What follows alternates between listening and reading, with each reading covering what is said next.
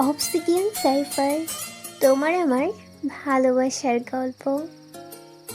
নির্ণয় গুলিতে আহত হয়ে হসপিটালের বেডে শুয়ে আছে। নির্ণয়কুঞ্জে খবরটা পৌঁছানো মাত্র তৎক্ষণাৎ সকলে হন্যে হয়ে ছুটে আসে। সেই সঙ্গে যোগ দিয়েছে ছোট 10 বছরের মেয়ে চিনি। বাড়ির কর্ত্রী অহনা কুঞ্জ চৌধুরীও সেই সারিতে বোধহয় বাদ পড়েনি।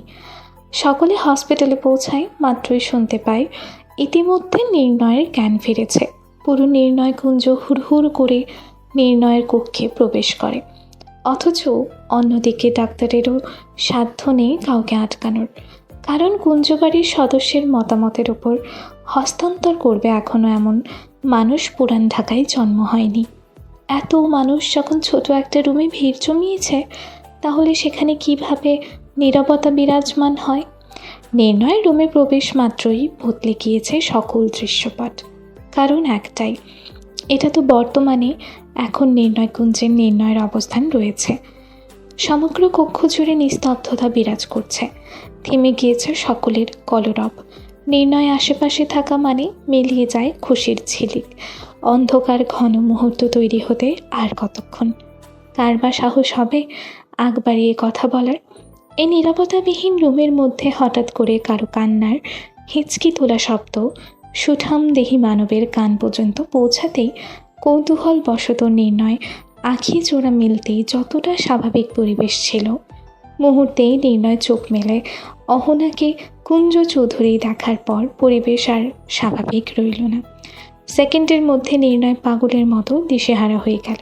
ক্রোধের তোপে ভলভল করে মাথায় রক্ত উঠে গেল নির্ণয়ের। কর্ণকুহর ছাপিয়ে মস্তিষ্ক অবধি প্রতিটি ষষ্ঠন্দ্রিয় যেন নিয়ন্ত্রণহীন আজ। বেড থেকে উঠে আশেপাশে যা ছিল সব কিছু দু হাতে তছনছ করে দেয়। প্রতি সেকেন্ড অন্তর ভূমিকম্পের মতো কম্পন দিয়ে ওঠে। এটা ওটা ছুটে এসে আকস্মাৎ আছড়ে পড়ছে নিচে। কারো বুঝতে বাকি রইল না সব কিছুর মূল শীর্ষে আছে অহনা কুঞ্জ চৌধুরী। নির্ণয় অহনা কুঞ্জ চৌধুরীকে দেখেই এত উত্তেজিত হয়ে পড়েছে। কারো সাহস হলো না নির্ণয়কে থামানোর। অজানা ভয়ে জর্জরিত হয়ে সকলে চুপ হয়ে দাঁড়িয়ে আছে। সব কিছু থমথমে হয়ে আছে, কারণ কেউ চায় না নিজের জীবন ঝুঁকিতে ফেলতে। সবার চিনচিন নীরবতার মাঝে আলতাফ কুঞ্জ চৌধুরী গম্ভীর স্বরে বলে উঠল, অহনা, তুমি কক্ষ থেকে বের হয়ে যাও, নয়তো দাদুভাই শান্ত হবে না। তৎক্ষণাৎ অহনা কুঞ্জ চৌধুরী রুক্ষ স্বরে বলল, তোমার নাতি শান্ত ছিল কবে বাবা? ওই ছেলে তো ওর বাবার মতোই একটা ছাইকো, উন্মাদ, হিংস্র জন্তু হয়েছে, যাকে কোনো সাধারণ মানুষ সামলাতে পারবে না। অহনা কুঞ্জ চৌধুরীর কথাগুলো নির্ণয়ের কর্ণপাত হওয়া মাত্র নির্ণয়ের রাগ আরও এক ধাপ এগিয়ে গেল। কোনো এক অজানা কারণবশত নির্ণয় প্রচণ্ড ক্ষুব্ধতায় জল শক্ত করে গর্জে উঠে বলল, জাস্ট স্টপ ইট। এই মহিলাকে এখন এই মুহূর্তে আমার রুম থেকে বের করো। এখন মানে এখন, তা না হলে কি হবে আমি নিজেও জানি না। শুধু এই মহিলা নয়, সবাই এখন এই মুহূর্তে আমার রুম থেকে বের হয়ে যাও। নির্ণয় সিনহা চৌধুরী এক কথা সেকেন্ডও রিপিট করো না। নাও টাইম ইজ অন। অহনা কুঞ্জ চৌধুরী যখনই ছোট চিনির হাত ধরে বাহিরে বের হতেই যাবে, ঠিক তখনই অগত্যায় আগে কাঁপতে কাঁপতে কঠিন স্বরে দাঁতে দাঁত পিষে বলে, আমার চিনিকে লাগবে। চিনিকে এখন আমার চাই, অ্যাট এনি কস্ট। আকস্মাৎ নির্ণয়ের এইরূপ কথায় অহনা কুঞ্জ চৌধুরী ক্রোধের তোপে বলল, আমার মেয়েকে কোনো নরপশুর কাছে কিছুতেই রেখে যাব না, যার কাজ হলো মানুষ খুন করা। অহনা কুঞ্জের কথা শুনে নির্ণয় উপহাস্য করে বাঁকা হাসল। অহনা কুঞ্জ চৌধুরীর অহংকারী কথায় নির্ণয়ের হৃদয় সামান্য কি চিত ধরাতে সক্ষম হয়নি। কারণ নির্ণয় খুব ভালো করেই জানে অহনা কুঞ্জ না চাইলেও চিনিকে নির্ণয়ের কাছে রেখে যেতেই হবে। যার বহিঃপ্রকাশ ঘটল আলতাফ কুঞ্জ চৌধুরী। আলতাফ কুঞ্জ চৌধুরী অহনার উদ্দেশ্যে বলল, অহনা, অযথা কথা বাড়িও না, চিনিকে রেখে চলো আমাদের সঙ্গে। আমি চাই না এই ছোট বিষয় নিয়ে কোনো ঝামেলা হোক আর মানুষ হাসাহাসি করুক। কিন্তু বাবা। কোনো কিন্তু নেই, আমাদের সঙ্গে চলো। নির্ণয় থেকে দৃষ্টি সরিয়ে ধীর পায়ে অহনা কুঞ্জ চৌধুরী বের হয়ে যায়। এক এক করে সকলে বের হয়ে গেল নির্ণয়ের কক্ষ থেকে। শুধু রয়ে গেল সবে মাত্র প্রাপ্তবয়স্কে এক সুন্দর বিষয়ক তরুণ আর ছোট শরীরের 10 বছরের মেয়ে চিনি। নির্ণয় ঠোঁটের কোণে বালুকণার মতো ক্ষুদ্র বাঁকা হাসি। চিনিকে তার কাছে রেখে দেওয়া মানে অহনাকুঞ্জ চৌধুরীর আগুনে ঘি ডালা সমান। এবার নির্ণয় সরু চোখে চিনিকে গভীরভাবে পরখ করতে ব্যস্ত। কে বলবে এই মেয়ের বয়স 10 বছর, যে কেউ চোখ বন্ধ করে নির্দ্বিধায় বলে দেবে চিনির বয়স 15 কিংবা 16 চলছে। দেহের গঠনও তালে তাল মিলিয়ে তাই বলছে। 10 বছরের মেয়ের চুল যদি কোমর ছাড়িয়ে যায় তাহলে 15-16তে কী হবে? গায়ের রঙের কথা না হয় বাদ দেওয়া গেল, কিন্তু হরিণীর মতো আঁখি জোড়ার উথাল পাথাল চাহনি এবং সমুদ্রের অতুল পুষ্পের ন্যায় ঠোঁট দুটো পিপিলিকার মতো সর্বক্ষণ নড়তেই থাকে। ঠিক তেমনই হাসলে গোলাপের মহিমুগ্ধ ফুলের মতো গালে যেন টোল পড়ে। হাসির মাঝে অতুল দুনিয়ায় লুকিয়ে থাকা তীব্র আকর্ষণীয় টোল পরন্ত বিকেলের মতো রশ্মি ছড়ায়। কোনো প্রাপ্তবয়স্ক তরুণকে আকর্ষণ করার জন্য এতটুকুই যথেষ্ট। তাছাড়া নির্ণয় কুঞ্জে চিনির খিলখিল করা হাসির আওয়াজ ক্রমাগত প্রতিধ্বনিত চার দেয়ালে নড়ে ওঠে, যেটা চিনির মাঝে বহিঃপ্রকাশ পায়। নিজের মনের অযাচিত ভাবনায় ডুবে যাচ্ছে নির্ণয়। না, কি ভাবছি আমি? সবকিছু থমথমে হয়ে আছে। মন মস্তিষ্কের এহেন নিয়ন্ত্রণহীন ভাবনা মোটেই গ্রহণ করতে পারছে না নির্ণয়। সরলতায় ঘেরা চিনির ভীত সন্ত্রস্ত জলজলে নেত্রোদয় নির্ণয় কয়েক মুহূর্তের মধ্যে নিজেকে সামলে নিয়ে গম্ভীর কণ্ঠে চিনির উদ্দেশ্যে বলল, আমার কাছে। অজানা ভয়ে জর্জরিত হয়ে এক কোণে চুপসে দাঁড়িয়ে আছে চিনি। নির্ণয়ের একটুখানি কথায় চিনির ধনুকের মতো সুশ্রী বাঁকানো শরীরটা মুহূর্তেই নাজুক হয়ে কুঁকড়ে আছে। চিনি গুটি গুটি পায়ে নির্ণয়ের কাছে এলো। নির্ণয় নিকটে গিয়ে পলকহীন চোখে ঘুটে ঘুটে নির্ণয়কে দেখছে। কিছুতেই চোখের পলক পড়ছে না। চিনির বেসামাল চাহনিতে হঠাৎ করে অযাচিত এক প্রশ্ন ছুড়ে দিল নির্ণয়। তোর বয়স কত? পরক্ষণেই চিনি ঠোঁট ফুলিয়ে গত স্বরে বলল, মাম্মাম বলছে সামনের বার্থডেতে 10 বছর হবে।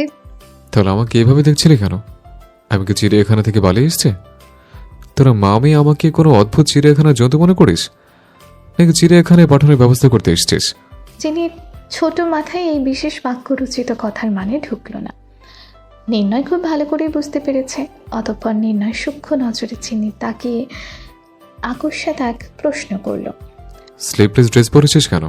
চিনির নিকট নির্ণয়ের মুখ থেকে এইরূপ প্রশ্নটা অপ্রত্যাশিত বাক্য শোনে আচানক ছোট চিনি চোখ তুলে নির্ণয় চোখের দিকে চাইল। খানিকক্ষণ চুপ থেকে ছোট চিনি জড়ানো কণ্ঠে বলল, মাম্মাম বলেছে প্রচন্ড গরম পড়েছে, তাই এই জামা পরেছি। মুহূর্তের মধ্যে নির্ণয় কালো কুচকুচে মণিযুক্ত চোখ দুটো রক্তিম বর্ণ ধারণ করলো। হাত দুটো মুঠোবন্ধি করে বলল, তোকে যেন আর কখনো এরকম অদ্ভুত ড্রেস পরতে না দেখি। চিনি রিনরিনে আওয়াজে বলল, আচ্ছা নির্ণয় ভাইয়া। চিনির এইরূপ কথায় মুহূর্তের মধ্যে নির্ণয় রাগ নিয়ন্ত্রণে চলে এলো। চিনির সরলতায় ঘেরা মৃদু সন্ত্রস্ত জল জলে নেত্রোদয় তাকিয়ে নির্ণয় বলল, অহনা কুঞ্জ চৌধুরীর রক্ত তোর শরীরে আছে তো? আমি তো শরীর থেকে তোর মায়ের রক্তের ঘ্রাণ পাচ্ছি না। কি বলবে তুই অহনা কুঞ্জের মেয়ে? নির্ণয়ের কথা কিছুতেই চিনির ছোট মস্তিষ্কে ঢুকলো না। মেয়েটা ক্যাপলার মতো তাকিয়ে আছে নির্ণয়ের দিকে। চিনির এমন হাবভাব দেখে নির্ণয় কপাল ভ্রু কুঁচকাল। ফের ভাবনার মাঝে অতল সমুদ্রে ডুব দিল। চিনি যদি এখন প্রাপ্তবয়স্ক হতো কিংবা এই কথার মানে বুঝতো, তাহলে নির্ণয়কে নিশ্চয়ই 2-4টে কথা নির্দ্বিধায় শুনিয়ে দিত। কে বা চায় নিজের মায়ের সম্পর্কে বাজে মন্তব্য শুনতে? এর মধ্যে নির্ণয় অযান্ত্রিক মস্তিষ্ক দলবদ্ধভাবে বিদ্রোহ করে বলল, চিনি আমাকে কথা শোনাবে। এটা ভাবতেই নির্ণয়ের মাথায় আগ্নেয়গিরির অগ্নুৎপাতের ফুঁসে উঠল। কিন্তু পর মুহূর্তে নির্ণয় ভাবল, তার চিনি কখনোই এমন করবে না, আর যদি করে তাহলে সেদিন হবে চিনির শেষ দিন। নির্ণয় নিজের রাগকে সংযুক্ত করে বেডে গিয়ে বসল। ক্ষতস্থান থেকে রক্ত পড়া এখন খানিকটা বন্ধ হয়ে গেছে। ক্ষতস্থানগুলো নির্ণয়ের রাগের তাপমাত্রা অনুযায়ী চলে। ছোট চিনি আশেপাশে ভাঙা আসবাবপত্র দেখতে ব্যস্ত, কখনো এই দিক কখনো সেই দিক চোখ বোলাচ্ছে। পুরো রুমটা দেখলে যে কেউ নির্দ্বিধায় বলবে এখানে একটু আগেই ভূমিকম্পন হয়ে গেছে। নির্ণয় চিনির স্থানটা দ্বিতীয়বার পরখ করে মসৃণ হাসকি স্বরে বলল, আমার কাছে চিনি। আবারও গুটিসুটি পায়ে চিনি একবারে নির্ণয়ের কাছে এসে দাঁড়ালো। নির্ণয়ের কথার সূত্র ধরে চিনি এতটাই কাছে এসেছে, অর্থাৎ তাদের মধ্যে দূরত্ব মাত্র 5 থেকে 6 ইঞ্চি। একজন প্রাপ্তবয়স্ক ছেলে আর 10 বছরের মেয়ের শরীর ছুঁই ছুঁই অবস্থা। দুপ্রান্তের দুজন মানুষ কাছাকাছি এসে থমকে যায় নিঃশব্দে। কয়েক সেকেন্ড, মাত্র কয়েক সেকেন্ডের মনের সংঘর্ষ। এটা বুঝতে পারে মাত্র নির্ণয় ভেতর থেকে কেমন যেন অদ্ভুত শিহরণ বয়ে গেল। সঙ্গে সঙ্গে নির্ণয়ের আঁখি জোড়া বন্ধ হয়ে গেল। নির্ণয় অপ্রত্যাশিত অনুভূতির পরিবর্তন দেখে নিজেই কিছুটা অবাক। আঁখি জোড়া বন্ধ রাখা অবস্থায় বলল, তোর মামি আমাকে মেরে ফেলে বুদ্ধি করে এসছিস? নির্ণয়ের কথা শুনে চিনি বোকার মতো নির্ণয় দিকে তাকিয়ে আছে। এইরূপ কর্মকাণ্ডে হুঁশ নেই চিনির। এটুকু মেয়ে অনুভূতির পর কি বুঝবে? তার এই ছোট মাথায় নির্ণয়ের কথা বোধগম্য হলো না। নির্ণয় চোখ মেলতে দুই জোড়া আঁখি আবারও একত্রিত হলো। নির্ণয়ের কালো মণিযুক্ত শূন্য অনুভূতিহীন নিস্তেজ চোখ দুটো শুধুমাত্র চিনির চোখের মাঝে নিবদ্ধ। অতঃপর নির্ণয়ের চোখে মুখে বিভ্রান্তি। নিজের গতিতে তীব্র সংকোচ করে তীক্ষ্ণ নজরে চেয়ে গম্ভীর গলায় প্রশ্ন ছড়ে নির্ণয়, তুই আমার পেছনে সারাদিন ঘুরঘুর করিস কেন? তখন ওইভাবে ফুপিয়ে ফুপিয়ে কান্না করতে করতে হেঁচকে তুলে ফেলেছিস কেন? তোর মাম্মাম কেটে ভেবেছে তোর মতো পুচকি মেয়েকে দিয়ে নির্ণয় সিনহা চৌধুরীকে দমাতে পারবে? So interesting. খানিকক্ষণ চুপ থেকে জড়ানো কণ্ঠে ছোট চিনি বলে উঠল, না না নির্ণয় ভাইয়া, মাম্মাম তো এটা বলেনি। মাম্মাম বলেছে তুমি। এইটুকু বলেই চিনি থমকে যায়। চিনি অসম্পূর্ণ কথাটা নির্ণয়ের কর্ণপাত হওয়া মাত্র ভ্রু কুঁচকাল নির্ণয়। কঠিন স্বরে জিজ্ঞেস করলো, আমি কি? মাম্মাম বলেছে তুমি রাক্ষস, তোমার থেকে দূরে থাকতে, নয়তো তুমি খেয়ে ফেলবে আমায়। রাক্ষস তো সুন্দরী রাজকন্যাকে নিয়ে রাক্ষস পুরীতে চলে যায়, তারপর খেয়ে ফেলে। তুমি শুনোনি সেই গল্পটা? চিনির এমন কথা শুনে নির্ণয় সরু চোখে চিনির দিকে তাকায়। তারপর নির্ণয় কি যেন একটা ভেবে ঠোঁট কামড়ে মুচকি হাসিটা ঠোঁটের কোণে রেখে চিনিকে প্রশ্ন করে, আমি তো রাক্ষস, কিন্তু সুন্দর রাজকন্যাটাকে? চিনি খিলখিল করে হেসে বলল, কেন তুমি দেখো না এই যে আমি? কথাটা শুনে নির্ণয় মুচকি হাসল। আমি রাক্ষস, তাহলে আমার আশেপাশে সারাদিন কেন ঘুরঘুর করিস? আমার কাছে তোমাকে রাক্ষস মনে হয় না, রাজকুমার মনে হয়। তুমি কত সুন্দর, আমিও তোমার মতো সুন্দর হতে চাই। আপু বলছে তুমি অন্য দেশের নায়কদের মতো সুন্দর, সবার থেকে আলাদা। নির্ণয় ভাবছে এই ইম্যাচিওর মেয়েটা বুঝতে পারছে ও তাকে কি বলছে। নির্ণয় ভাবলো, ফের ভাবলো, এই পুচকি মেয়ের বয়সটা যদি ঠিক তার স্থানে হতো তাহলে নিশ্চয়ই বুঝতে পারতো কি হচ্ছে তার মনে। তাহলে কখনো এতটা কাছে আসার সাহস দেখাতো না। সে নিজেও জানে না সে কাকে নিয়ে স্বপ্ন দেখছে এবং কার কাছে আছে। ভাবনার জগৎ থেকে বের হয়ে নির্ণয় আবারও প্রশ্ন করলো, আমায় কতটুকু ভালো লাগে? আকাশে যতগুলো তারা আছে ততগুলো। কথা বলেই খিলখিল করে হাসলো চিনি। চিনির হাসি দেখে নির্ণয়ের স্পন্দন ক্রমশই বেড়ে যাচ্ছে মনে হলো। হাসবে না একদম। নির্ণয়ের এই কথাটা চিনির কান অব্দি পৌঁছাতে সঙ্গে সঙ্গে চিনির হাসি থমকে যায়। নির্ণয় ফের হাসকি স্বরে বলল, আমার ফিউচার হবে। 8 বছর পর বর্তমানে ফিরে এলো। নির্ণয় কুঞ্জে প্রতিদিনের মতো রাতের অন্ধকার পেরিয়ে এক নতুন সকালের আগমন ঘটল। ভোরের আলোতে নানা ধরনের পাখির কলধ্বনি জাগান দিচ্ছে। ভোরের আলো এই বুঝি ফুটেছে। বাড়ি মাতিয়ে রাখা হাস্যোজ্জ্বল ছোট 10 বছরের চিনি এবার 18তে পা দিবে। সেই 10 বছরের ছোট মেয়েটা এখন বড় হয়ে গেছে।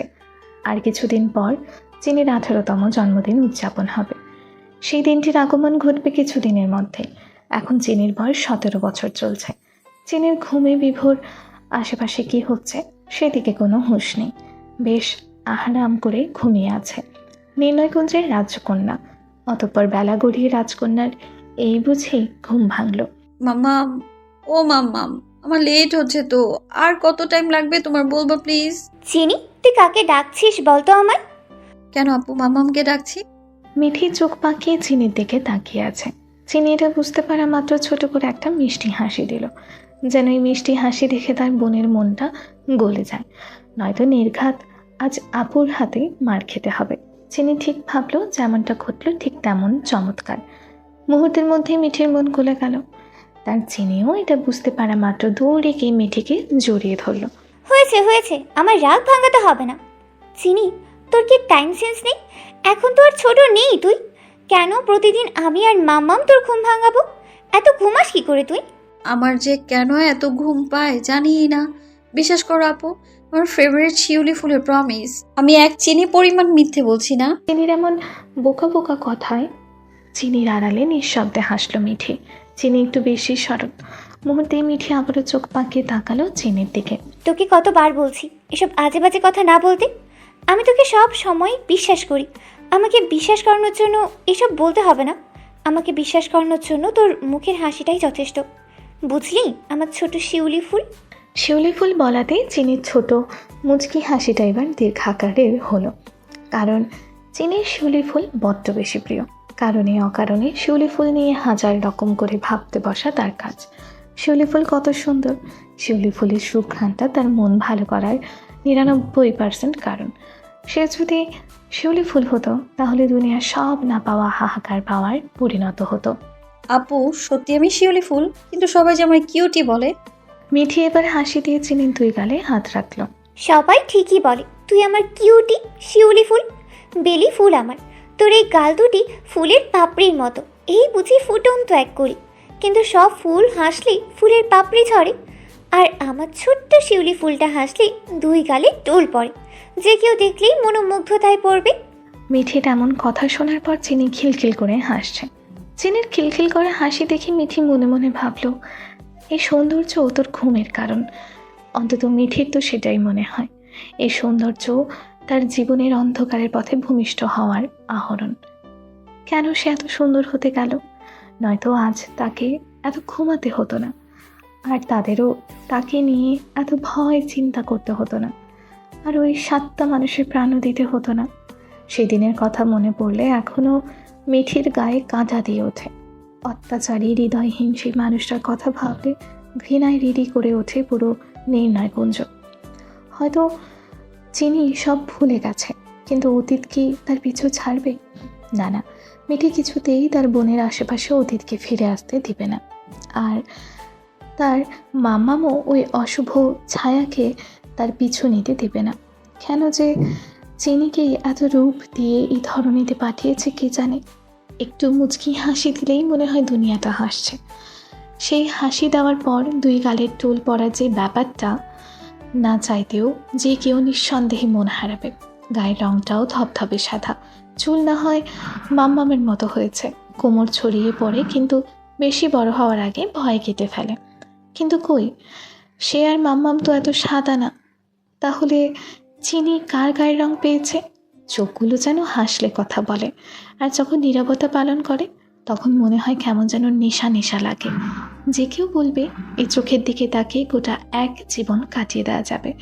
সমুদ্রের মতন উতাল পাতাল করা এক মনোরম চাহনি, থুতনির তিলটা যেন যে কাউকে আকর্ষণ করবে।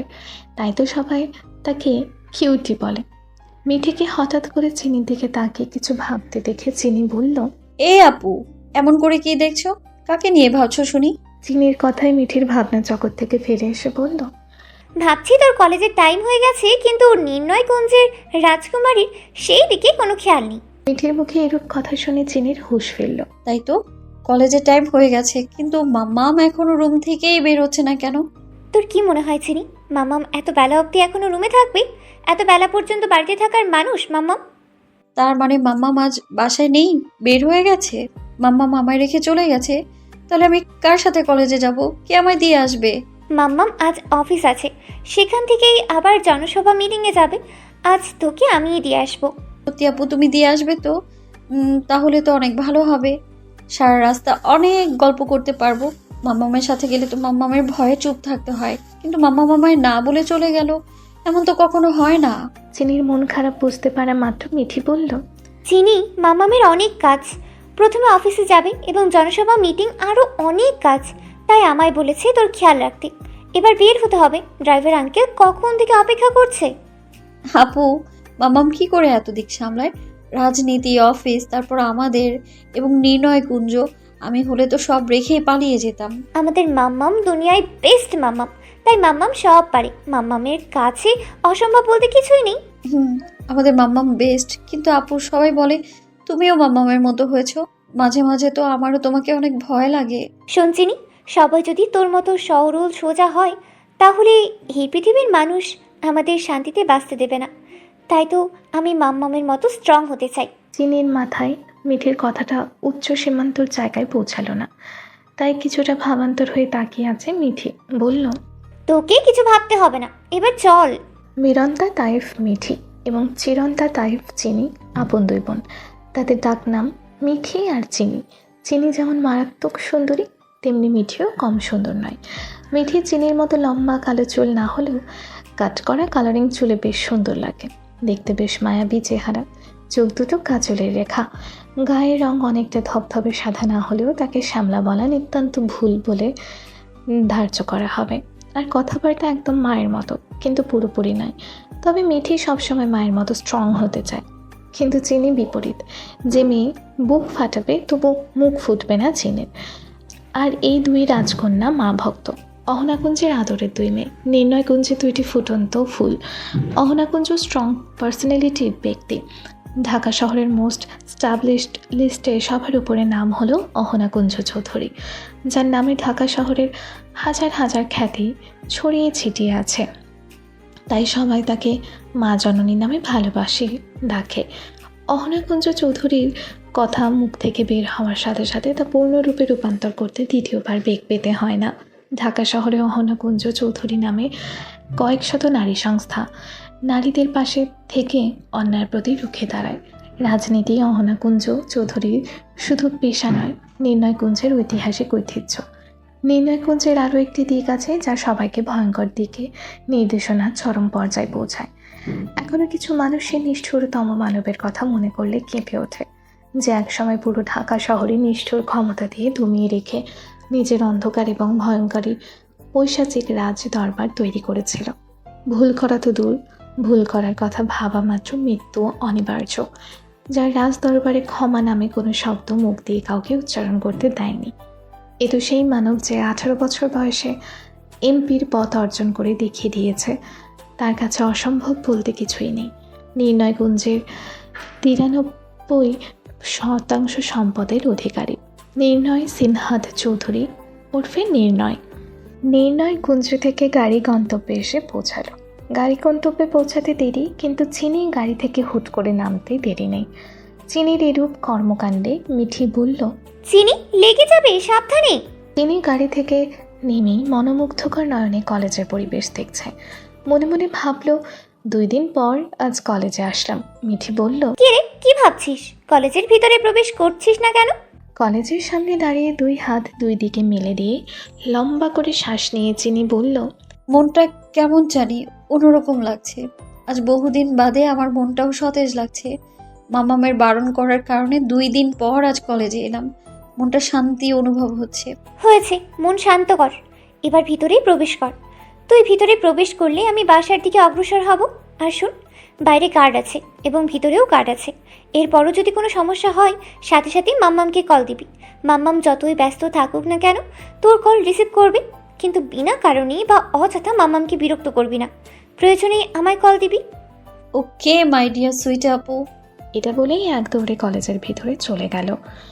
জমে থাকা সেই তুচ্ছ নোংরা জল পায়ে মারিয়ে পথচরণ করে গন্তব্যের দিকে হেঁটে চলেছে নির্বিঘ্নে চিনি।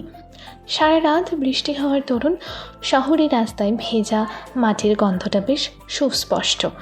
এই গন্ধটা নাকে এলে চারিদিকে সব কিছু আপনা আপনি সতেজ হয়ে ওঠে মেয়েটা। মিঠি আনমনে দীর্ঘ নিঃশ্বাস ছেড়ে বলল, ডান পিঠে দুরন্ত ডানা ঝাপটানো মেয়ে একটা।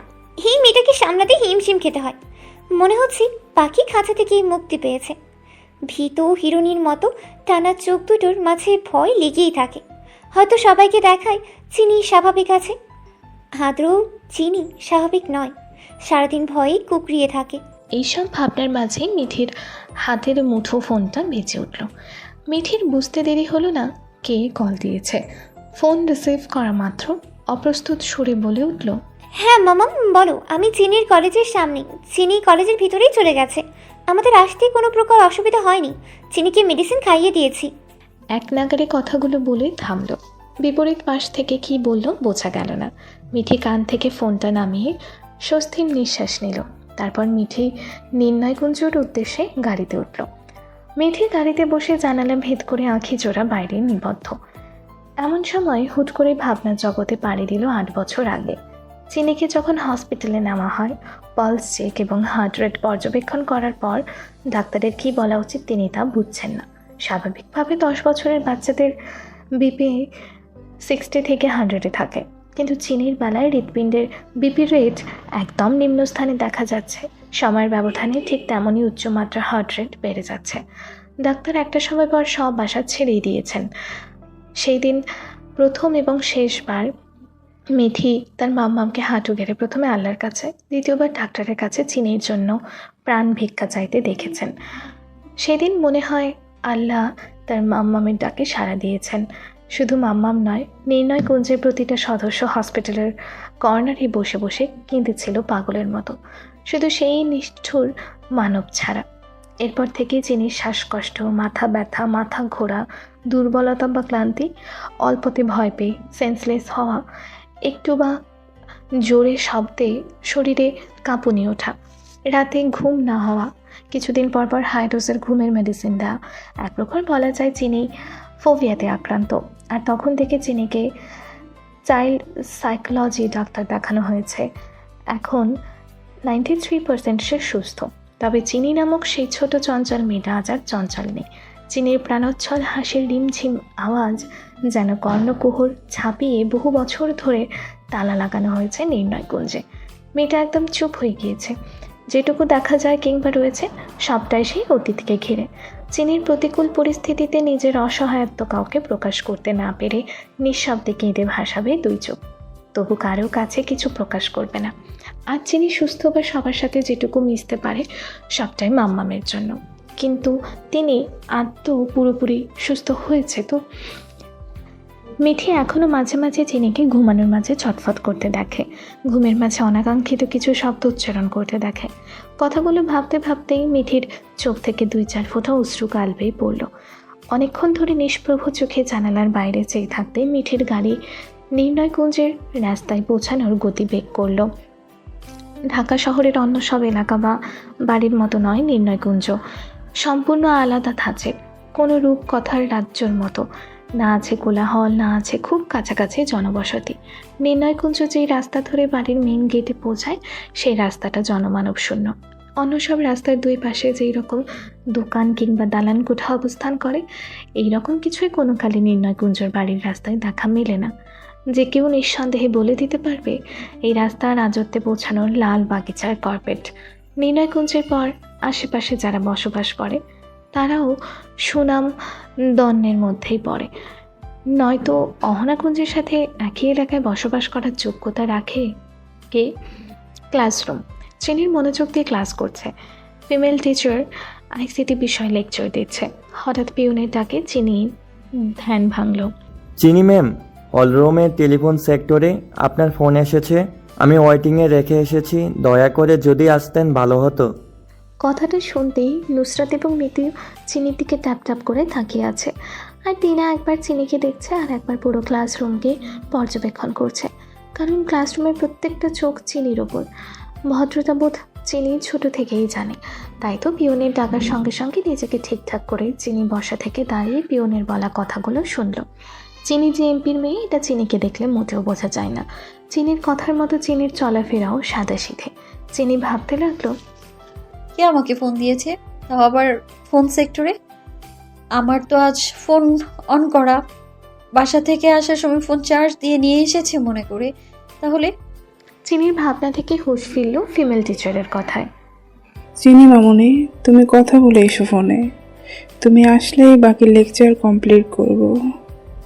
চিনি ক্লাসরুম থেকে বের হয়ে টেলিফোন সেক্টর রুমে অগ্রসর হচ্ছে। এর মধ্যেই চিনির থেকে 5 ফুট দূরত্ব বজায় রেখে 15 জন বলবাহুল্য ফিটনেস বিশিষ্ট ব্যক্তির সামনে দাঁড়িয়েছে। এটা দেখা মাত্র চিনির শরীর কেঁপে উঠল। চিনি কিছু বলার আগেই এদের মধ্যে কেউ একজন বলে উঠল, অহনা ম্যাম বলেছে ক্লাস রুমে চলে যেতে, টেলিফোনের ব্যাপার ম্যাম দেখবেন। তাই চিনিও কথা না বাড়িয়ে দ্রুত ক্লাসরুমে চলে যায়।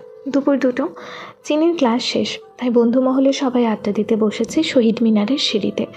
চিনির বন্ধু বলতে নুসরাত, মিতু, তিনা আর আদনান, এদের সাথেই চিনির ওঠা বসা। নুসরাত এবং আদনান টুইন, আপন ভাই বোন, তাই তো দুজন খুব ফ্রেন্ডলি। চিনির একটাই ছেলে ফ্রেন্ড ছোট থেকে। চিনির আদনানকে ছাড়া আর কোনো ছেলের সাথে মেশে না, কথাও বলে না। ছেলেদের সাথে না মিশতে পারা এটাও চিনির ফোবিয়ার একটা লক্ষণ। চিনি আদনান ছাড়া সব ছেলেদের ভয় পায়, এমনি বাড়ির দারোয়ানকেও। তাই তো চিনির প্রত্যেকটা লেকচার টিচার ফিমেল। নুসরাত আর আদনানের সাথে পরিচয় ছোট থেকে, তাই তো ফোবিয়া থাকাকালীনও চিনি আদনানকে ভয় পায়নি। সব ছেলেদের দেখলে যেমন অস্বস্তি হয়, কিন্তু আদনানকে দেখলে সেই রকম অস্বস্তি হয় না। এই সম্পূর্ণটা ঠিক করেছে আদনান নিজে। ছেলেটা বড্ড বেশি মিশুক এবং হাসি মাখা চেহারা। একটু একটু করে চিনির সাথে মিশেছে সেই ছোট থেকে। সারাটা দিন নুসরাতকে নিয়ে আদনান চিনিদের বাসায় পড়ে থাকতো চিনিকে স্বাভাবিক করার জন্য। ওইটুকু বয়সে আদনান এবং নুসরাত চিনির জন্য অনেক করেছে। চিনি তখন সবার সাথে স্বাভাবিক না হলেও আদনান আর নুসরাতের সাথে স্বাভাবিক ছিল। অহনার মিঠির পর চিনির তৃতীয় দফা নুসরাত ও আদনানের সাথে স্বাভাবিকভাবে মিশেছে। তাদের চেষ্টা বৃথা যায় নাই। সবার মাঝ থেকে টিনা জিজ্ঞেস করলো, চিনি, এই 2 দিন কলেজে অনুপস্থিত ছিলি কেন? মামা আসতে দেয়নি, তাই আমি আসিনি ভয়ে। আজ তোকে ফোন সেক্টরে কে কল দিল? আমি জানি না। চিনি, তোদের ফ্যামিলির প্রত্যেকটা মেম্বার রহস্যময় নাকি পুরো নির্ণয় কুঞ্জটাই রহস্যময় রে? টিনা, তুই কি ইন ফিউচারে সিআইডি হওয়ার পরিকল্পনা করেছিস? তাহলে দোস্ত, আমি আগেই বলে রাখছি, আমি কিন্তু রঞ্জয় হওয়ার যোগ্যতা রাখি। আদনানের বেহাল দশা, জোক আর এমন হাসি দেখে চিনি আর নুসরাতও হাসি চেপে রাখতে পারল না। কিন্তু টিনার মুখ থেকে হাসির বিপরীতে রাগ বের হলো। আদনান, তুই আমায় টোন মেরে কথা বললি কেন? আমি কি এমন বলে ফেলেছি চিনিকে? ওর জায়গায় তোর গায়ে ফোসকা পড়ে গেল? চিনির জায়গায় ভুলবশত আমার গায়ে কথাগুলো লেগেছে, তাই ফুসকাগুলো আমার গায়ে পড়েছে। বিলিভ মি দোস্ত, এখন ভীষণ জ্বালা করছে। তোর কাছে অ্যান্টিসেপটিক হবে? আই অ্যাম দ্যাট শিওর তোর কাছে অ্যান্টিসেপটিক থাকবেই। যেহেতু তুই ফুসকা ফলানোর সঙ্গম নিয়ে ঘুরিস, তাহলে অ্যান্টিসেপটিক থাকাটা স্বাভাবিক বিষয়। প্লিজ তাড়াতাড়িতে জ্বলে যাচ্ছে। আদনান জোরে জোরে হাসছে, কিন্তু এবার চিনি আর নুসরাতের মুখ থেকে হাসি বের হচ্ছে না, কারণ টিনা রেগে আগুন। তোরা এবার থামবি প্লিজ। একজন চিনিকে খোঁচা মারছিস আর একজন চিনির হয়ে উত্তর দিচ্ছিস। তবে যাকে নিয়ে এত কিছু, তার এইসবের মধ্যে কোনো কৌতূহল নাই, এটা বোঝা উচিত। নুসরাত একদমে কথাগুলো বলে থামলো। এবার টিনা আর আদনান চুপ হয়ে গেল। বলা যায় কিছুটা নীরবতা বিরাজমান। অনেক হয়েছে তোদের নীরবতা পালন। তোরা চুপ থাকতে পারিস, কিন্তু আমি পারি না। আমার হাতে গোনা কয়েকটা বন্ধু তোরা, কিন্তু তোদের মধ্যে এত মনোমালিন্য একদমই সহ্য হচ্ছে না আমার এটা। আদনান, তুই শুধু শুধু টিনার উপর রাগ করছিস। নির্ণয়কুঞ্জ এমন একটা বাড়ি, যদি কেউ মঙ্গল গ্রহ থেকে ঢাকা শহরে আসে, সেও নির্ণয়কুঞ্জ বাড়ি সম্পর্কে জানতে চাইবে, কারণ নির্ণয় শব্দটাই রহস্যময়। এতে টিনার কি দোষ? কথা বলেই চিনি হাসতে শুরু করলো। চিনির কথা শুনে টিনা, নুসরাত, আদনান ও চিনির সাথে হাসিতে তাল মেলাতে লাগলো। হঠাৎ করে আদনানের চোখ চিনির ওপর আটকে পড়ে। মেয়েটা সবার থেকে তুলনামূলকভাবে ভিন্ন ধাঁচের। চোখে মুখে হিংসা নেই, এত কথার মারপেচও বোঝে না। আর যেটা না বললেই নয়, সেটা হলো চিনি অসম্ভব সুন্দরী। ড্রেস আপও খুব সুন্দর, সুশীল, সবসময় চুড়িদার পরে। যে কেউ এক পলক দেখলেই প্রেমে পড়ে যাবে। হাসি দিলে 2 গালে টোল পড়ে। চিনিকে দেখলেই মনে হয় তার হাসা বাড়ল আর থুতনির তিলটা কথা বলতে গেলেই কেমন যেন। আদনানের এইসব ভাবনার মাঝে ব্যাঘাত ঘটল একজোড়া কাপলের ডাকে। ভাইয়া, আমাদের দুজনের কয়েকটা কাপল পিক তুলে দিবেন? আদনান একবার টিনা, চিনি, নুসরাতের দিকে তাকিয়ে তারপর কাপলদের বলল। আমায় বলছেন? কাপলদের দিক থেকে উত্তর আসার আগেই টিনা বলল, তোর জায়গায় কি গরু ছাগল আছে নাকি তাদের বলবে? টিনার কথা শুনে সবাই একসাথে হাসতে শুরু করলো। আদনান রাগান্বিত চোখে টিনার দিকে তাকিয়ে আছে। কাম অন ম্যান, আমাকে দেখার জন্য পরে অনেক টাইম পাবি। তোর মতো গরু ছাগলের চাষ করতে যাচ্ছি না আমি। আপাতত এখন ওদের পিক তুলে দে। তাদের হাতে একদম টাইম নেই গরু ছাগলের ঢং দেখার, তাই না আপু ভাইয়ারা? টিনার কথা শেষ হতে না হতেই কাপল জোড়া টিনার কথার সাথে তালে তাল মিলিয়ে বলতে শুরু করলো, হ্যাঁ ভাইয়া, আমাদের হাতে টাইম নেই। আদনান তাই নীরব দর্শকের মতো সমস্ত ব্যাপারটা হজম করে ফেলল। চিনি আর নুসরাত ওদের কাহিনী দেখে মিটমিট করে হাসছে। আদনান কাপলদের অনেকগুলো পিক তুলে দিল খুব অল্প সময়ের ব্যবধানে। কাপলরা ফোনটা হাতে নিয়ে পিকগুলো দেখেছে আর বলছে, ভাইয়া, আপনি খুব ভালো পিকচার ক্লিক করেন। আপনি কি ফটোগ্রাফার? আদনান উত্তর দেওয়ার আগেই টিনা উত্তর দিল, হ্যাঁ, আমার দোস্ত ফটোগ্রাফার। টিনার কথা শুনে আদনান টিনার দিকে কপাল কুঁচকে তাকালো। টিনা মিটমিট করে হাসছে। আমি আবার কিসের ফটোগ্রাফার? কেন দোস্ত, তুই ভুলে গেছিস? ওই যে ওয়াইল্ড লাইফ ফটোগ্রাফার। টিনার কথা শুনে কাপলদের মধ্যে একজন বলে উঠল, ও, তার মানে ভাইয়া গরু ছাগল, পশু পাখির ফটোগ্রাফার। এই জন্যই তো এত ভালো পিকচার তোলে। তাই তো ওই আপুটা আপনাকে গরু ছাগল বলে খেপাচ্ছিল। এগুলো শোনা মাত্রই সবাই জোরে জোরে হাসতে শুরু করলো। আর আদনান পুরোই বলদের মতো তিনার দিকে তাকিয়ে আছে। কাপল চলে যাওয়া মাত্র আদনান খেপে উঠল। তনুর বাচ্চা, তো সাহস কি করে হয় পাবলিক প্লেসে ইনসাল্ট করার? তার মানে তুই চাইছিস আমি তোকে পার্সোনাল প্লেসে ইনসাল্ট করি? ওকে, ডান। আদনান কিছু বলবে তার আগে চিনি বলে উঠল, তোরা থামবি এবার আমার মামা খালা, আমি আর হাসতে পারছি না। চিনি নুসরাতকে বলল, তুই কিভাবে এত চুপ থাকতে পারিস নীরব দর্শক? এবার চুপ না থেকে আর হাসি বন্ধ করে ওদের থামতে বল প্লিজ। চিনি ঠিক বলছে। তিনার ভাইয়া তোরা চুপ কর। আদনান মুখ গোমরা করে অন্যদিকে ফিরে বসল। সবার চুপ থাকার মাঝেই তিনা আবারও জানতে চাইল নির্ণয়কুঞ্জের রহস্য। চিনি, তাহলে আমাদেরও কিছু জানাতে পারিস নির্ণয়কুঞ্জের বাড়ির সম্বন্ধে? তোর ফ্রেন্ড সুবাদে এইটুকু তো জানতেই পারি। টিনা, তুই চিনিকে জোর করিস না প্লিজ। এই বিষয়ে কথা বললে চিনি অস্থিরতায় ভুগবে, এমনকি প্যানিক অ্যাটাকও হতে পারে। আদনান এবার সবার কথা শুনে চিনির দিকে ঘুরে বসল। আদনানের ঘুরে বসা দেখে চিনি মুচকি হাসল। তারপর বলতে শুরু করলো, আমি নির্ণয়কুঞ্জের সম্পর্কে তেমন কিছু জানি না। যেটুকু জানি বা জেনেছি আপুর কাছ থেকে। নির্ণয়কুঞ্জটা বহু পুরনো, কত শতাব্দী আগের তা আমি জানি না, কিন্তু এইটুকু জানি আমার মা নানির জন্মের আগে থেকেই কুঞ্জবাড়ির নাম নির্ণয়কুঞ্জ। তোরা তো সবাই বাবার বংশ অনুসারে পরিচয়, মানে পিতৃতান্ত্রিক বলা যায়, কিন্তু নির্ণয়কুঞ্জ ঠিক উল্টো। চিনি, আমি তোর একটা কথার মানে বুঝলাম না। আমরা পিতৃতান্ত্রিক আর কুঞ্জবাড়ি পিতৃতান্ত্রিক না, এটা কেমন কথা? নির্ণয়কুঞ্জ বাড়িতে কখনো পুত্র সন্তান জন্ম হয়নি, সবসময় মেয়ে সন্তান জন্ম নিত। তাই তো কুঞ্জবাড়ির কোনো মেয়ে শ্বশুর বাড়িতে পা রাখতো না। বিয়ে দেওয়ার আগে শর্ত স্বরূপ বলে রাখতো বিয়ের পর এ বাড়িতেই থাকতে হবে, যেটাকে সহজ ভাষায় বলা যায় ঘর জামাই। কারণ এত এত সম্পত্তি ভোগ করবে কে? যে কেউ এই সম্পত্তির লোভে রাজি হয়ে যেত। কিন্তু ভাবার বিষয় হচ্ছে, এটা কুঞ্জবাড়ি যখন সন্তান জন্ম হতো তখন বংশ অনুসারে একটা করেই সন্তান জন্ম হতো। কুঞ্জবাড়ির কেউ এত বছরে দ্বিতীয় সন্তানের মুখ দেখেনি, এমনকি মেয়ে সন্তানও দ্বিতীয় জন্ম হয়নি। ছেলের সন্তান জন্ম হবে এই কথাটা কুঞ্জবাড়ির কেউ দিবার স্বপ্নেও দেখে না। তাই তো নির্ণয়কুঞ্জের মেয়েরা পুরুষদের থেকে কোনো অংশেই কম নয়। চলাফেরা, রাজনৈতিক, ব্যবসা বাণিজ্য সব দিক দিয়ে উপযুক্ত। বংশ অনুসারে নির্ণয়কুঞ্জে একটা কথা ছিল, কখনো যদি নির্ণয়কুঞ্জে ছেলে সন্তান জন্ম নেয় তাহলে তার নাম নির্ণয় রাখবে। তার মানে এত বছর নির্ণয় কুঞ্জ শুধু মেয়ে সন্তান জন্ম হয়েছে? তোর নানুর মা, তোর নানু এবং এর আগের প্রজন্ম শুধু মেয়েই জন্ম দিয়েছে, তাও বংশ অনুসারে একজন করে। দ্বিতীয় সন্তান বা ছেলে সন্তান বলতে এই বংশে কোনো কিছুই ছিল না। এটা তো কোনো হিন্দি মুভির ভূতের বাড়ির অভিশাপের মতো। তিনা অবাক চোখে চিনিকে দেখছে। তিনা এখনো বিশ্বাস করছে না এগুলো সত্যি। চিনি সবাইকে দেখছে আর মুচকি মুচকি হাসছে। সবার চোখ মুখ কৌতূহলের রেশ প্রকাশ পাচ্ছে। চিনি স্বস্তির নিঃশ্বাস নিয়ে আবারও বলতে শুরু করলো, যদি মনে করি সেটা অভিশাপ তাহলে তাই। এত বছরের অভিশাপ অবশেষে মুক্তি পেয়েছে কিছু মানুষের জীবনে ধ্বংস লীলা দেখে দিয়ে। চিনির কথা শুনে আদনান, তিনা, নুসরাত একজন আরেকজনের দিকে চোখ চাওয়াচাওয়ি করছে। চিনির ওদের দিকে মনোযোগ না দিয়ে আবারও বলতে শুরু করলো, নির্ণয়কুঞ্জ এত বছরে পুরনো কাহিনীতে এক নতুন কাহিনী অক্ষয় হলো। এ বংশের সবার মতো স্বাভাবিকভাবে আমার নানুমণি এক ফুটফুটে রাজকন্যা সন্তান জন্ম দিল। সবাই ভাবলো বংশ অনুসারে তো এটাই হওয়ার ছিল এবং ভবিষ্যতেও এটাই হবে। কিন্তু মিরাকেল তো তখন ঘটলো যখন আমার নানুমণি এক কন্যা সন্তান জন্ম হওয়ার 17 মিনিট পর আরেকটা কন্যা সন্তান জন্ম হয়, যা কেউ স্বপ্নেও ভাবেনি। তা বাস্তবে প্রতিফলিত হলো নির্ণয়কুঞ্জে। এই প্রথম 2টি সন্তান জন্ম দিয়েছে, তাও আবার টুইন।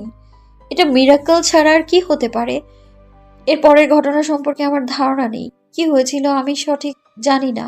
চিনির কথা সমাপ্ত হতে না হতেই তিনা আর আদনান বলে উঠল, নির্ণয় সিনহাত চৌধুরী। নিনয় সিনহাত চৌধুরী।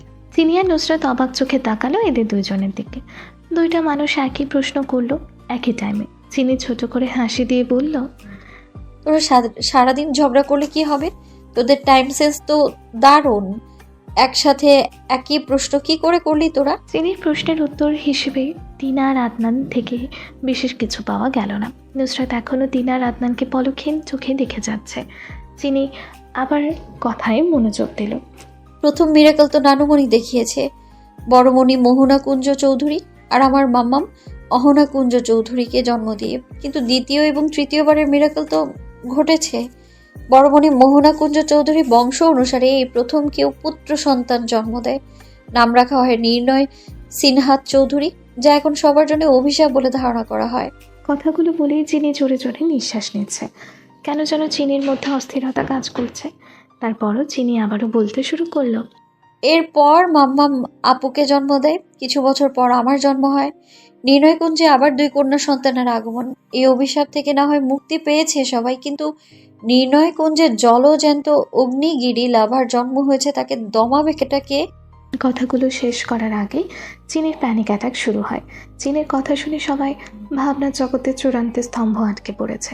এর মধ্যেই নুসরাত চিনি বলে চিৎকার দিল। চিনি, চিনিকে হসপিটাল থেকে বাসায় নিয়ে আসা হলো। এখন বেশ অনেকটাই সুস্থ। মিঠি চিনিকে জিজ্ঞেস করলো, চিনি, তোর এখন কেমন লাগছে? আমি কি মাম্মামকে ফোন দিয়ে বলবো তোর অসুস্থতার কথা? চিনি চোখ মেলে তাকিয়ে দেখে মিঠির চেহারায় ভয়ের আভাস।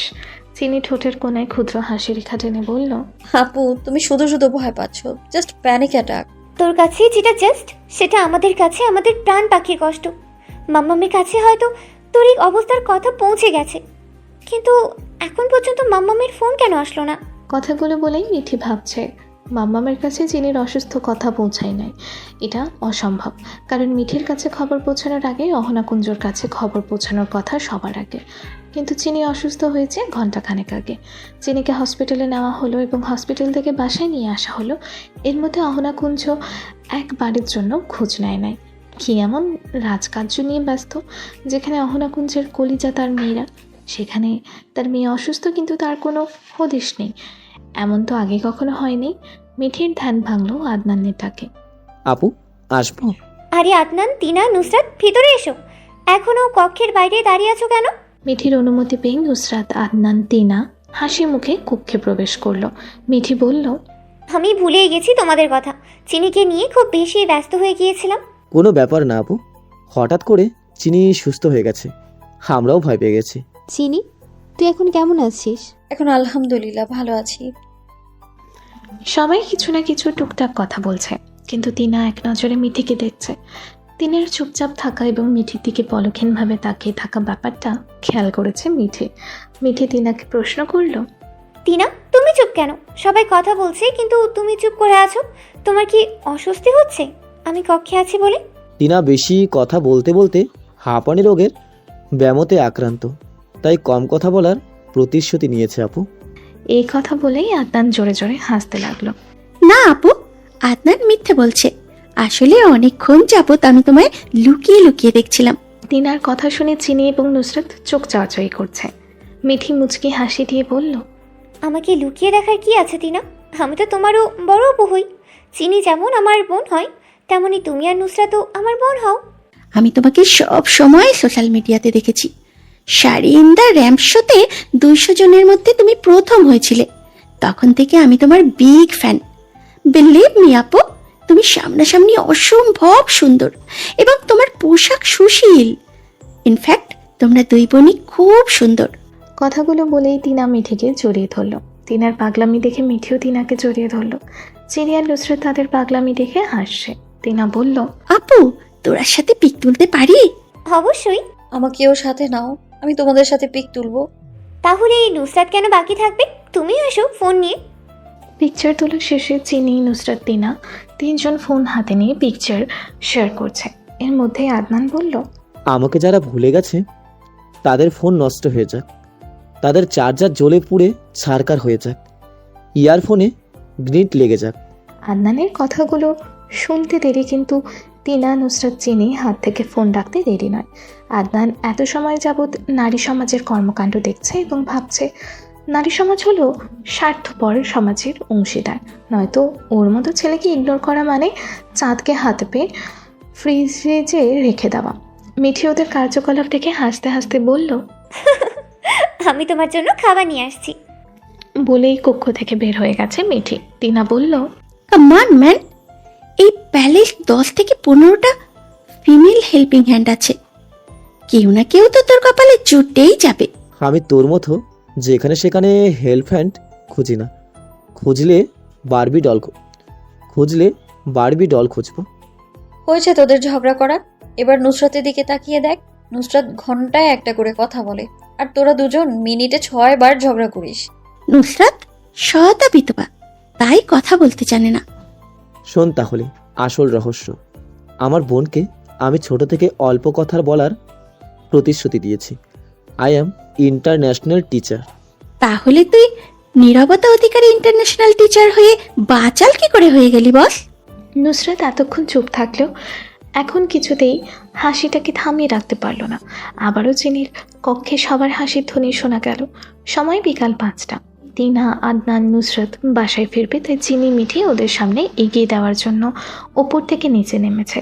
ওরা প্যালেসের বৃহত্তর আঙিনার সামনে দিয়ে চলতে গিয়ে দাঁড়িয়ে পড়ল, কারণ সদর দরজার সামনে ফিমেল গার্ড এক এক করে সারি বেঁধে দাঁড়াচ্ছে। সাই সাই করে সাদা রঙের গাড়ি সদর দরজার এসে থেমেছে। এতগুলো গাড়ির মধ্যে থেকে একজন সুঠামদেহী মহিলার আগমন ঘটল। কঠোর চরিত্রের নারীটি দেখতে অসম্ভব সুন্দর, যে কেউ নির্দ্বিধায় বলে দেবে। চিনির মতন অনেকটা ধবধবে সাদা না হলেও সুন্দরী রমণী তালিকায় অহনাকুঞ্জ চৌধুরী প্রথম কাতারেই থাকবে। অহনাকুঞ্জ চৌধুরী বিচক্ষণ প্রকৃতির মানুষ। হাতে বোনা কারুকাজের থেকেও সূক্ষ্ম কাজ করা অহনাকুঞ্জ দেহের পরনের শাড়িটি কোনো রাজরানীর পোশাক থেকেও কম নয়, দেখেই বোঝা যাচ্ছে। হাতের ফোন থেকে শুরু করলে সব কিছুই ব্র্যান্ডের ছোঁয়া আছে। অহনাকুঞ্জকে দেখলেই বোঝা যায় চিনি আর মিঠির পোশাকের শালীনতা কেন বিরাজময়। যেখানে মা সুশীল শালীনতা মেনে পোশাক পরে, সেখানে মেয়েরা মেনে চলবে স্বাভাবিক। অহনাকুঞ্জ চৌধুরী গাড়ি থেকে নেমে পড়ার সাথে সাথে তার সামনে হাজির হলো এক মধ্যবয়স্ক লোক। অহনা মামনি, তুই ঠিক যেমনটা বলেছিস ঠিক তেমনটাই হয়ে গেছে। পাসপোর্ট, ভিসা, টিকিট সব রেডি। কাকামণি, আপনি তো জানেন চিনির মেল ফোবিয়া আছে। ডানের অন্ধকার সুড়ঙ্গ দিয়ে আমার কক্ষে আসেন, বাকি কথা প্যালেসের ভেতরে হবে। জি মামনি। কথা শেষ করেই অহনাকুঞ্জ চৌধুরী ভেতরে চলে গেল। কাকুমণি সবসময় অহনাকুঞ্জ চৌধুরীর ডান হাত বলা যায়। অহনাকুঞ্জ চৌধুরী সব কিছু কাকুমণি অবাগত। অহনাকুঞ্জ চৌধুরী ভিতরে ঢোকার পরপরই বাহিরে মেল গার্ড দাঁড়িয়ে পড়েছে আর ফিমেল গার্ড পিছু নিচ্ছে। ভিতরে প্রবেশ করার সাথে সাথেই প্যালেসের বৃহত্তর আঙিনায় সবাইকে দেখে থেমে গেল অহনাকুঞ্জ। অহনাকুঞ্জ চৌধুরী সূক্ষ্ম নজরে সবাইকে একবার পরখ করলো। অহনাকুঞ্জ চৌধুরীকে দেখে ভয়ে কারো মুখ থেকে কথা বের হচ্ছে না। চিনি দৌড়ে এসে অহনাকুঞ্জকে জড়িয়ে ধরল। আমার মামনির শরীর এখন কেমন আছে? এখন অনেকটাই ভালো মাম্মাম। মিঠি মনে মনে ভাবছে তার মানি মাম্মামের কাছে খবর পৌঁছে গেছে। মিঠির ভাবনার মাঝে অহনাকুঞ্জ মিঠিকে বলল, মিঠি, তুমি এখনই কক্ষে গিয়ে তোমার এবং চিনি মামনির জামা কাপড় প্যাক করে নাও, হাতে একদম সময় নেই। মিঠির আর সাহস হলো না অহনাকুঞ্জকে জিজ্ঞেস করার মিঠি এবং চিনি কোথায় যাবে। মিঠি কক্ষে চলে গেল। অহনাকুঞ্জ চৌধুরী চিনির গালে হাত রেখে বলল, তুমি গিয়ে মিঠিকে সাহায্য করো। চিনি চুপচাপ তার মাম্মামের কথা মেনে চলে গেল। তিনা, নুসরাত, আদনান মাথা নিচু করে দাঁড়িয়ে আছে। অহনাকুঞ্জ চৌধুরী জিজ্ঞেস করলো, তোমরা কি বাসায় চলে যাবে এখন? জি আন্টি। অহনাকুঞ্জ চৌধুরী কিছুক্ষণ চুপ থেকে হঠাৎ করে বলে উঠল, নুসরাত, তুমি আমার সাথে এসো। নুসরাত কিছুটা কেঁপে উঠল, তারপর বলল, জি আন্টি, আসছি। একবার ভাইয়ের দিকে আরেকবার তিনার দিকে তাকালো। এরপর নুসরাত অহনাকুঞ্জের পিছু নিল। অহনাকুঞ্জ চৌধুরী নিজের বৈঠক বিশিষ্ট কক্ষে প্রবেশ করে ক্লান্তকর শরীর নিয়ে রকিং চেয়ারে গিয়ে বসলো। নুসরাত জিজ্ঞেস করলো, আন্টি আসবো? এসো নুসরাত। খানিকটা সময় কক্ষে নীরবতা অব্যাহত হলো। নুসরাত ইতস্তত বোধ করছে। অন্যদিকে অহনাকুঞ্জ চৌধুরী নুসরাতকে পা থেকে মাথা পর্যন্ত পর্যবেক্ষণ করছে। অহনাকুঞ্জ চৌধুরী নুসরাতের দিকে তাকিয়ে বলল, ঘুরিয়ে ফিরিয়ে কথা বলা অর্থহীন। আমি তোমাকে স্পষ্টভাবে কিছু জিজ্ঞাসা করছি, আশা রাখছি মিথ্যে, বানোয়াট, অযুক্তিকর কিছু পাবো না। কিন্তু নুসরাতের অভিব্যক্তি বোঝা যায় নাই। স্থির হয়ে মাথা নিচু করে এখনো দাঁড়িয়ে আছে। এরপর অহনাকুঞ্জ চৌধুরী আবারও বলল, আমার জানা মতে ফিনল্যান্ডে তোমার কোনো রিলেটিভ নেই। তাহলে 5 তারিখ রাত 3:36 কার সাথে 5 মিনিট 17 সেকেন্ড কথা বলেছ? এত সময় নতহীন স্থির চোখ আচমকা অহনাকুঞ্জ চৌধুরীর চোখে চোখ রাখল। আন্টি, আমি সত্যি বলছি, আমি কারোর সাথে কথা বলি নাই। এত গভীর রাত পর্যন্ত আমি তো পরীক্ষার সময় নিদ্রাহীন থাকি না। বিশ্বাস করেন আন্টি, ফিনল্যান্ডের কেন, আমি তো বাংলাদেশের মধ্যে আব্বু আম্মু ভাই চিনি তিনা ছাড়া আর কারোর সাথে যোগাযোগ রাখি না। অহনাকুঞ্জ চৌধুরী মনোযোগ সহকারে কথাগুলো শুনল। তারপর কিছু একটা ভেবে নুসরাতকে বলল, তুমি এখন যাও, কিন্তু আমার আর তোমার মধ্যে এতক্ষণ যাবতীয় যা কথা হয়েছে তৃতীয় কোনো ব্যক্তির কান পর্যন্ত যেন না পৌঁছায়। জি আন্টি। নুসরাত কক্ষে থেকে বের হচ্ছে আর কাকামণি কক্ষে ঢুকছে। কাকামণি নুসরাতের কান্না ভেজা চোখ দেখে বলল, এই মেয়ে, তোর চোখ মুছে যাও, নয়তো বাইরে সবাই সন্দেহ করবে। নুসরাত কাকামণির কথা অনুযায়ী মুখ মুছে বাহিরে বের হলো। কিছু দূর যেতেই আদনান আর তিনার সাথে দেখা হয়ে গেল। আদনান জিজ্ঞেস করলো, কিরে বনু, আন্টি তোকে ডেকে নিয়ে গেল কেন? তেমন কিছু না ভাইয়া, কিছুদিন আগে আমি অসুস্থ ছিলাম, তাই টুকটাক খোঁজ খবর নিল। নুসরাতের বলা উত্তর তিনার পছন্দ হলো না। সূক্ষ্ম চোখে নুসরাতের দিকে তাকিয়ে আছে। এর মধ্যেই চিনি হাজির হলো। তোরা এখন চলে যাবি? চল তোদের এগিয়ে দিয়ে আসি। এর মধ্যে তিনা প্রশ্ন করলো, আন্টির পিএস মনে হয় আন্টির দুঃসম্পর্কের কাকা হয়, তার মানে তোরও দুঃসম্পর্কের না? না, ওনাকে তো সদর দরজা দিয়ে প্রবেশ করতে দেখলাম না, তাহলে নির্ণয়কুঞ্জের মধ্যে প্রবেশ করলো কি করে? ছোট নানা ভাই নির্ণয় ভাইয়ার তৈরি করা ডান পাশের অন্ধকার সুড়ঙ্গ দিয়ে কুঞ্জ বাড়িতে প্রবেশ করছে। এই অন্ধকার সুড়ঙ্গ শুধু নির্ণয় সিনহাতের ব্যবহারের জন্য ধার্য করা ছিল, কিন্তু নির্ণয় ভাইয়া চলে যাওয়ার পর আর আমার মেইল ফোভিয়ার হওয়ার পর পুরুষ লোক খুব প্রয়োজনে কুঞ্জ বাড়িতে আসতে চাইলে ডানের অন্ধকার সুড়ঙ্গ দিয়ে আসে। ডান পাশের রুমগুলো দেখছিস তো, ওইগুলো নির্ণয় ভাইয়ার একান্তই বলা যায়। এখনো পর্যন্ত কেউ ওই রুমে প্রবেশ করতে পারেনি, এমনকি আমিও না। বৈঠকখানায় কাকামণি অহনাকুঞ্জকে বলল, মামনি, তুই যা করেছিস বুঝে শুনে করেছিস তো? এখনো আমরা কিন্তু শিওর নই সে দেশে আসবে কিনা। তারা গুপ্তচর হতে পারে, কিন্তু মিথ্যে খবর রটায় না কাকামণি। তার চলাফেরা গতিবেগ দেখেই বলেছে সে যে কোনো টাইমে দেশে পা রাখবে। সে আগে যতটা হিংস্র ছিল তার মাত্রা ছাড়িয়ে গেছে, মানুষ খেকো হয়ে গেছে। আমি আমার মেয়ের ওপর কোনো আঁচ আসতে দেব না কাকামণি। কিন্তু মামনি, হিংস্র সিংহের গুহায় কেন পাঠাচ্ছ তাদের? যেহেতু হিংস্র সিংহকে ভয় পাচ্ছি, তাহলে সব থেকে নিরাপদ জায়গা সিংহের গুহা। সে যদি একবার খুঁজতে বের হয়, সব জায়গা খুঁজলেও নিজের গুহায় খুঁজবে না। ফিনল্যান্ড শহর, দ্য গ্রেস অফ হ্যাভেন রাজকীয় বাড়ি। চারিপাশে অসম্ভব তুষারপাত হচ্ছে। ঘুটঘুটে অন্ধকার এক কামরায় দুই জোড়া চোখের অস্তিত্ব ছাড়া অন্য কিছু বর্ণনা করা অসম্ভব। এক জোড়া রক্তিম চোখ আরেক জোড়া চোখের হিংস্র ক্রোধকে সমর্থন করছে।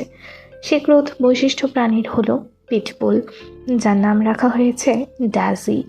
সবচেয়ে ভয়ঙ্কর প্রজাতি কুকুরের কথা বললে প্রথমেই চলে আসে পিটবুল জাতের কুকুর। এই প্রজাতির কুকুর আক্রমণাত্মক স্বভাবের হয়ে থাকে। আসলে এদের আক্রমণাত্মক স্বভাব প্রতিরোধ করা খুব মুশকিল। খুব ভালোভাবে এদেরকে প্রশিক্ষণ না দিলে ফলস্বরূপ হতে পারে মারাত্মক। আর সেখানে রক্তিম চোখের অধিকারী নিজ হাতে মুখে খাবার তুলে দিচ্ছে। ব্যাপারটা দেখতে তার চেয়ে বেশি ভয়ঙ্কর। ড্যাসি প্রচণ্ড শক্তিশালী এবং সবসময় মারাত্মক বিপজ্জনক হয়ে থাকে।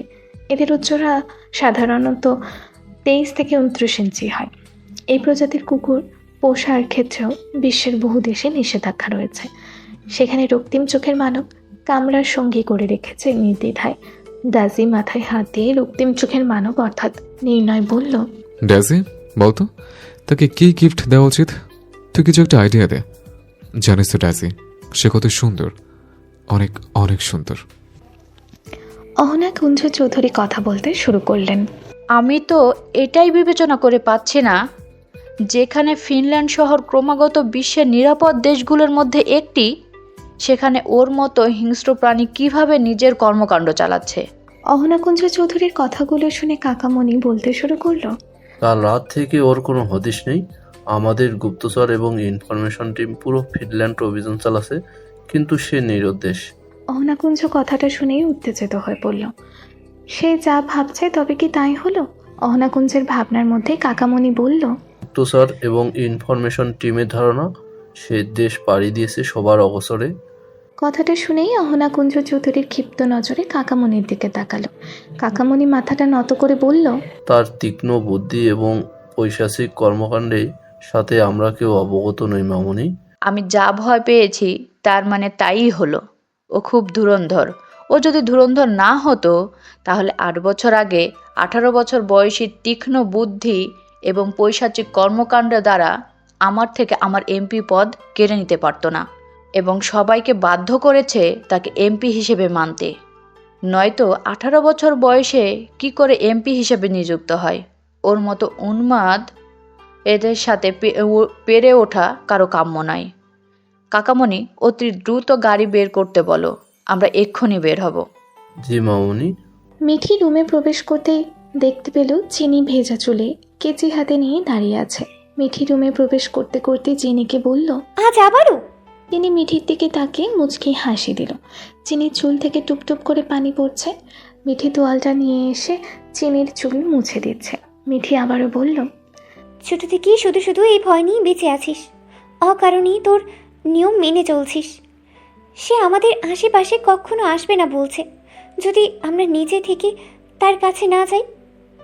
চিনি ভাবছে সে বলছে আমাদের কাছে আসবে না, কিন্তু এটা তো বলে নেই সে আমাদের শান্তিতে বাঁচতে দেবে। সে এমন কিছু করবে যেন আমরা নিজে থেকেই তার কাছে যাই। আমি তার সেই রাতের ভয়ঙ্কর রূপ দ্বিতীয়বার দেখতে চাই না।